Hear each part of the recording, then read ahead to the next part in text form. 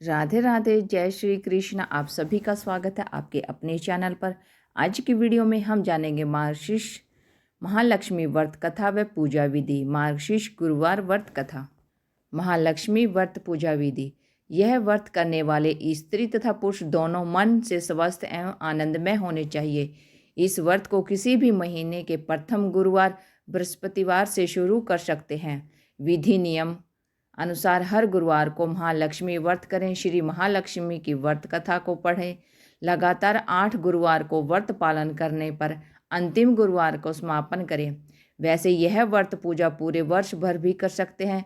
पूरे वर्ष भर हर गुरुवार के देवी की प्रतिमा या फोटो के सामने बैठकर व्रत कथा को पढ़ें। शेष गुरुवार के दिन 8 सुहागनों या कुंवारी कन्या को आमंत्रित कर उन्हें सबके साथ पीढ़ा या आसन पर बिठाकर श्री महालक्ष्मी का रूप समझकर हल्दी कुमकुम लगाए। पूजा की समाप्ति पर फल प्रसाद वितरण करें तथा इस कथा की एक प्रति उन्हें देकर नमस्कार करें।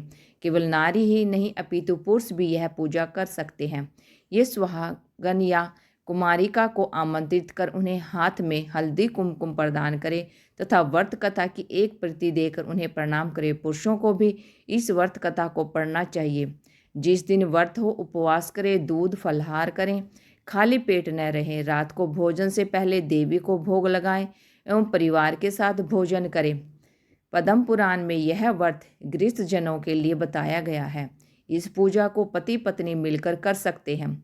अगर किसी कारण पूजा में बाधा आए और औरतों से पूजा करवा लेनी चाहिए, पर खुद उपवास अवश्य करें। उस गुरुवार को गिनती में न ले। अगर किसी दूसरी पूजा का उपवास गुरुवार को आए तो भी यह पूजा की जा सकती है। दिन रात में भी पूजा की जा सकती है। दिन में उपवास करें तथा रात में पूजा के बाद भोजन कर ले। इस व्रत कथा को सुनने के लिए अपने आस पड़ोस के लोगों को, रिश्तेदारों को तथा घर के लोगों को बुलाए। व्रत कथा पढ़ते समय शांति तथा एकाग्रता बरतें। अगन मास अर्थात मार्गशीर्ष के पहले गुरुवार को व्रत शुरू करें तथा अंतिम गुरुवार को इसका समापन करें। अगर माह में 5 गुरुवार आए तो 5वें गुरुवार को इस दिन अमावस्या पूर्णिमा तो भी पूजा करें। आइए सुनते हैं मार्गशीर्ष महालक्ष्मी व्रत कथा। भारतवर्ष के सौराष्ट्र देश में द्वापर युग की यह कहानी हुई है। सौराष्ट्र में उस समय भद्रशर्वा नाम के राजा थे। वे बड़े पराक्रमी राजा थे। उनकी रानी का नाम सूरत चंद्रिका था। रानी देखने में सुंदर और सुलक्षणा थी तथा पतिव्रता थी। उन दोनों को 7 पुत्र तथा उसके बाद एक कन्या का वरदान मिला था। कन्या का नाम श्यामा बाला था। एक बार महालक्ष्मी जी के मन में आया कि जाकर उस राजा के राज्य प्रसाद में रहे। इससे राजा को दोगुनी धन दौलत की प्राप्ति होगी और वह इस धन दौलत से अपनी प्रजा को और सुख दे पाएगा। गरीब के अगर रहे और उसे धन दौलत प्राप्त हो तो वह स्वार्थी की तरह केवल अपने ऊपर ही खर्च करेगा।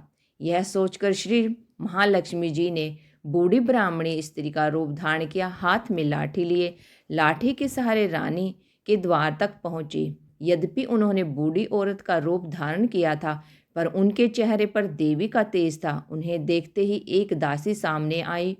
उनसे उनका नाम, धाम, काम, धर्म पूछ डाला।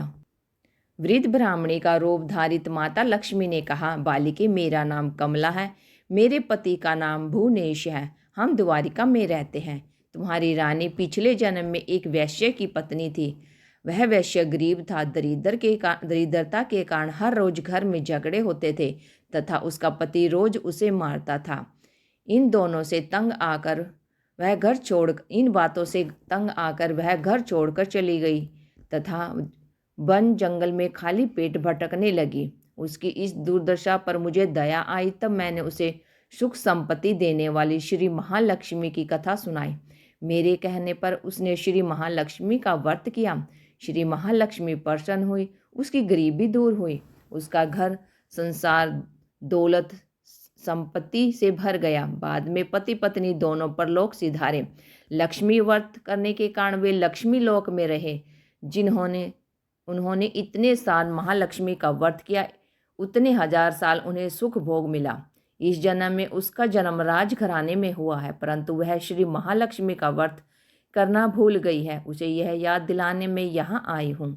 बुढ़िया की बात सुनकर दासी ने उन्हें प्रणाम किया तथा श्री महालक्ष्मी का व्रत किस तरह किया जाए इस बारे में पूछा। बुढ़िया माई ने श्री महालक्ष्मी माता ने दासी की पूजा की तथा विधि महिमा बताई। इसके बाद वह दासी माता को प्रणाम कर रानी को बताने अंदर चली गई। राजवैभव में रहते हुए रानी को अपने ऐश्वर्य का बहुत घमंड हुआ था। संपत्ति तथा अधिकार की वजह से वह उन्मत्त हो गई थी। दासी द्वारा बताई गई बुढ़िया की बातें सुनकर वह आग बबूला होकर राजद्वार पर आकर बुढ़िया रूपी श्री महालक्ष्मी पर बरस पड़ी। उसे यह मालूम नहीं था कि श्री महालक्ष्मी माता बुढ़िया का रूप धारण किए द्वार तक आई है, परंतु रानी का इस कदर रुख बर्ताव तथा अपना अनादर देखकर माता ने वहां ठहरना ठीक न समझा। वे वहां से चल पड़ी। महालक्ष्मी को जाते समय राह में उन्हें राजकुमारी श्यामबाला मिली। उन्होंने श्यामबाला को सारी बात बताई। श्यामबाला ने अपनी ओर से श्री महालक्ष्मी माता से क्षमा मांगी। माता को उस पर दया आई। उन्होंने श्यामबाला को श्री महालक्ष्मी व्रत के बारे में बताया। उस दिन अघन मार्गशीर्ष माह का पहला गुरुवार था। श्यामबाला ने परम श्रद्धा से श्री महालक्ष्मी का व्रत रखा।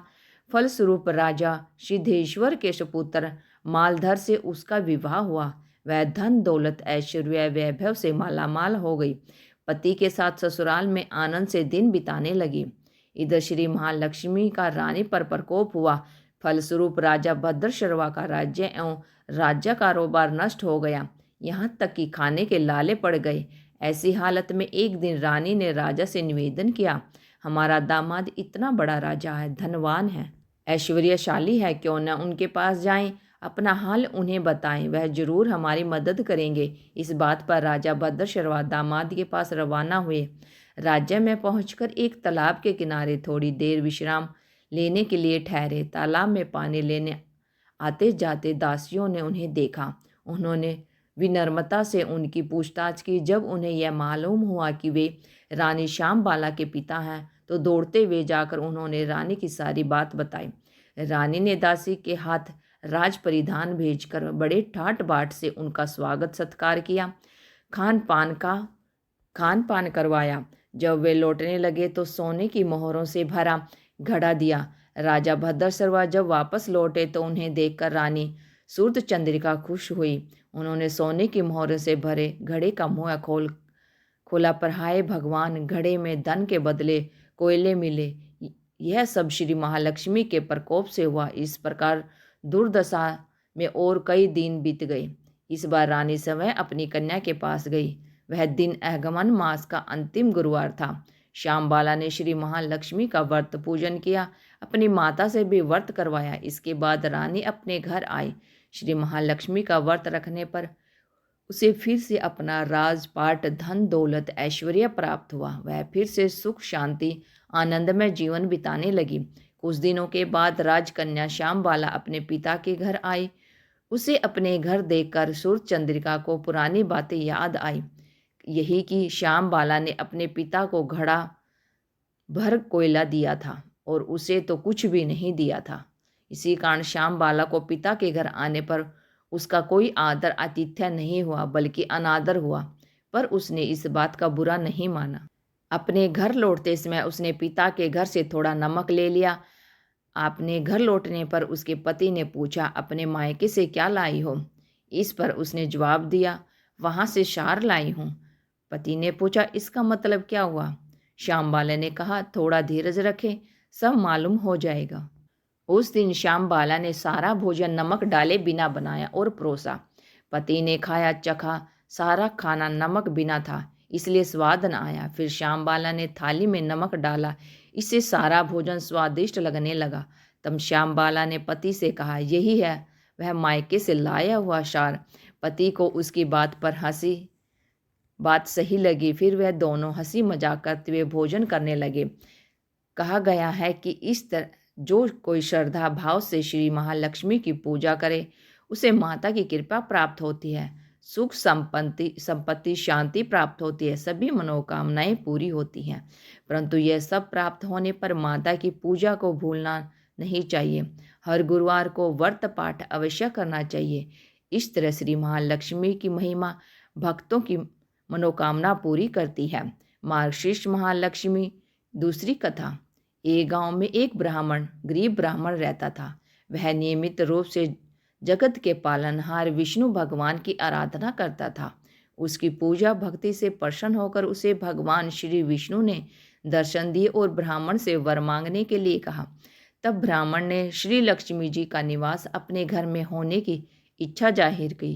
तब श्री विष्णु भगवान ने लक्ष्मी जी की प्राप्ति का मार्ग बताया। उन्होंने बताया कि मंदिर के सामने एक स्त्री आती है जो यहाँ आकर उपले थापती है। तुम उसे अपने घर आने का आमंत्रण देना, वही देवी लक्ष्मी है। श्री विष्णु जी ने ब्राह्मण से कहा, जब धन की देवी माँ लक्ष्मी के तुम्हारे घर पधारेगी तो तुम्हारा घर धन और धान्य से भर जाएगा। ये कहकर श्री विष्णु जी चले गए। अगले ही दिन वह सुबह वही मंदिर के सामने बैठ गया। लक्ष्मी जी उपले थापने के लिए आई तो ब्राह्मण ने उनसे अपने घर आने का निवेदन किया। ब्राह्मण की बात सुनकर लक्ष्मी जी समझ गई कि ये सब श्री विष्णु जी के कहने से हुआ है। श्री लक्ष्मी जी ने ब्राह्मण से कहा कि मैं चलूँगी तुम्हारे घर, लेकिन इसके लिए पहले तुम्हें महालक्ष्मी व्रत करना होगा। 16 दिनों तक व्रत करने और 16वें दिन रात्रि को चंद्रमा को अर्घ्य देने से तुम्हारा मनोरथ पूरा होगा। ब्राह्मण ने देवी के कहे अनुसार व्रत और पूजन किया और देवी को उत्तर दिशा की ओर मुँह करके पुकारा। इसके बाद देवी लक्ष्मी ने अपना वचन पूरा किया। मान्यता है कि उसी दिन से इस व्रत की परंपरा शुरू हुई थी। ये तो आप सभी ने सुनी महालक्ष्मी व्रत कथा। आइए अब सुनते हैं लक्ष्मी चालीसा। श्री लक्ष्मी चालीसा यह पाठ देता है मनचाहा वरदान। दोहा। मातु लक्ष्मी करी कृपा करो हृदय में वास, मनोकामना सिद्ध करो प्रभु मेरी आस। सिंधु सुता विष्णु प्रिय नत सिर बारंबार, रिद्धि सिद्धि मंगल परदे नत शिरम बार बार टेक। यही मोर अरदास हाथ जोड़ विनती करूं, सब विधि करो सुवास, जय जननी जगदम्बिका। चौपाई। सिंधु सुता में सुमिरो ताहि, ज्ञान बुद्धि विद्या दो माही। तुम समान नहीं कोई उपकारी, सब विधि प्रभु आस हमारी। जय जय जगत जगननी जगदम्बा, सबकी तुम ही हो सवलंबा। तुम ही हो घट घट के वासी, विनती यही हमारी खासी। जय जननी जय सिंधु कुमारी, दीनन की तुम हो हितकारी। विनो नित्य तुम ही महारानी, कृपा करो जगजननी भवानी। के ही विधि सूती करो तिहारी, सुधी लीजिए अपराध विसारी। कृपा दृष्टि चितवो मम ओरी, जगत जननी विनती सुन मोरी। ज्ञान बुद्धि जय सुख की दाता, संकट हरो हमारी माता। शिर सिंधु जब विष्णु मथे हो, 14 रतन सिंधु में पायो। 14 रतन में तुम सुख राशि, सेवा कियो प्रभु बंदासी। जब जब जन्म जहाँ प्रभु लीनो, रूप बदल तब सेवा किन्हो। समय विष्णु जब नर तनु धारा, लीन्हो अवधपुरी अवतारा। तब तुम प्रगट जनकपुर माही, सेवा कियो हृदय पुलकाही। अपनायो ताहि अंतर्यामी, विश्व विदित त्रिभुवन के स्वामी।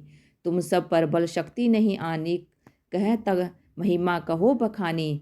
मन कर्म वचन करे सेव कोई, मन इच्छित वांछित फल पाई। तजी छल कपट और चतुराई, पुजही विविध भांति मन लाई। और हाल में कहो बुझाई, जो यह पाठ करे मन लाई। ताको कोई कष्ट न होए, मन इच्छित फल पावे फल सोई। त्राहि त्राहि जय दुख निवारिणी, त्रिविध ताप भव बंधन हारिणी। जो यह चालीसा पढ़े और पढ़ावे, इसे ध्यान लगाकर सुने सुनावे। ताको कोई रोग न सतावे, पुत्र आदि धन संपत्ति पावे। पुत्रहीन और संपत्तिहीन अंधा अंधा बधीर कोढ़ी अति दीना। विप्रय बुलाए के पाठ करावे, सका दिल में कभी न लावे। पाठ करावे दिन चालीसा, तापर कृपा करे गोरीसा। सुख संपत्ति बहु सी पावे, कमी नहीं काहू की आवे। 12 मास करे जो पूजा, ते ही समधन्य नहीं दूजा। प्रतिदिन पाठ करे मन माही, उन सम कोई जग में नाही। बहु विधि क्या मैं करूं बढ़ाई, ले परीक्षा ध्यान लगाई। करी विश्वास करे वर्तनेमा, होए सिद्धि उपजे उर्नेमा। होए सिद्धि उपजे उर प्रेमा। जय जय जय लक्ष्मी महारानी, सब में व्यापित हो गुणखानी। तुम्हरो तेज प्रबल जग माही, तुम सब को दयाल नहीं कहू नाही। मोहि अनाथ की सुधि अब लीजिए, संकट काटी भक्ति मोहि दीजिए। भूल चूक करी अक्षमा हमारी, दर्शन दीजिए दशा निहारी। बिन दर्शन व्याकुल अधिकारी, तुम्ही अक्षत दुख सहित भारी। नाही मोही ज्ञान बुद्धि है तन में, सब जानत हो अपने मन में। रूप चतुर्भुज करके धारण, कष्ट मोर अब करो निवारण। कही प्रकार मैं करो बड़ाई, ज्ञान बुद्धि मोहि नहीं अधिकारी। रामदास अब कहाय पुकारी, करो दूर तुम विपत्ति हमारी। दोहा। त्राहि त्राहि दुख हारिणी, हरो बेगी सब त्रास। जयति जयति जय लक्ष्मी, करो शत्रु का नाश। रामदास धरी ध्यान नित विनय करत कर जोर। मातु लक्ष्मी दास पर करू कृपा की कोर। इति लक्ष्मी चालीसा संपूर्ण। आइए अब सुनते हैं माँ लक्ष्मी जी की महाआरती। ओम जय लक्ष्मी माता मैया, जय लक्ष्मी माता। तुम्हें को निश दिन सेवत, हर विष्णु धाता। ओम जय लक्ष्मी माता मैया, जय लक्ष्मी माता।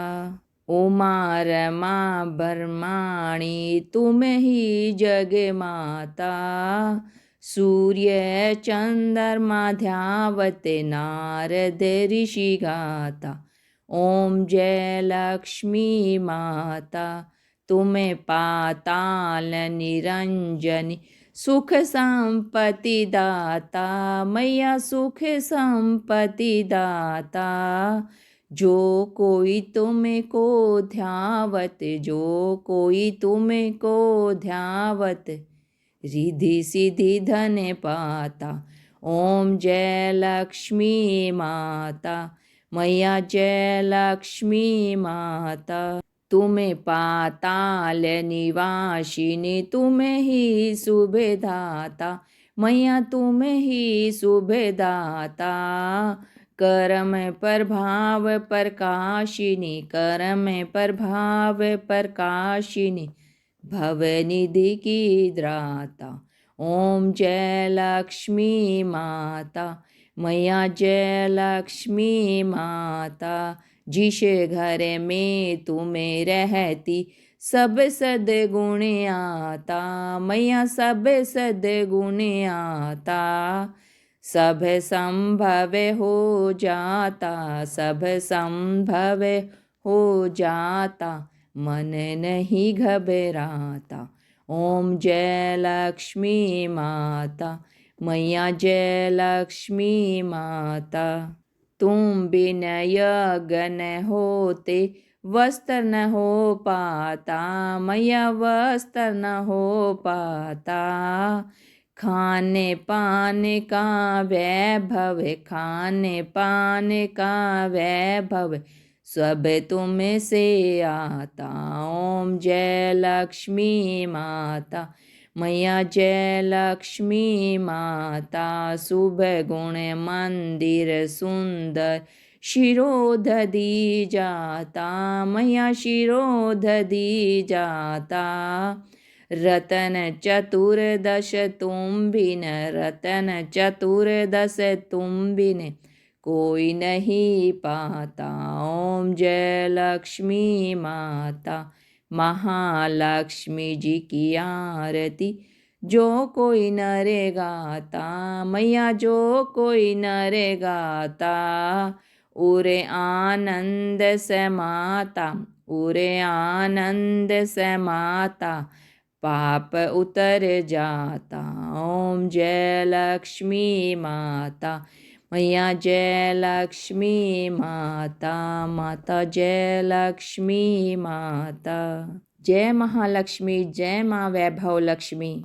माता लक्ष्मी आप सभी के घर धन के भंडारे भरे। माता लक्ष्मी की कृपा आप सभी पर बनी रहे। माँ वैभव लक्ष्मी की व्रत कथा, चालीसा और आरती आपको कैसी लगी? अगर अच्छी लगी है तो वीडियो को लाइक करें, शेयर करें और चैनल को सब्सक्राइब करके बेल आइकन जरूर दबा लें, ताकि आने वाली हर वीडियो की अपडेट आप तक पहुंचती रहे। Thank you for watching my video. जय हिंद, जय भारत, जय श्री कृष्णा, जय माँ वैभव लक्ष्मी, जय विष्णु भगवान, राधे राधे, जय श्री कृष्णा।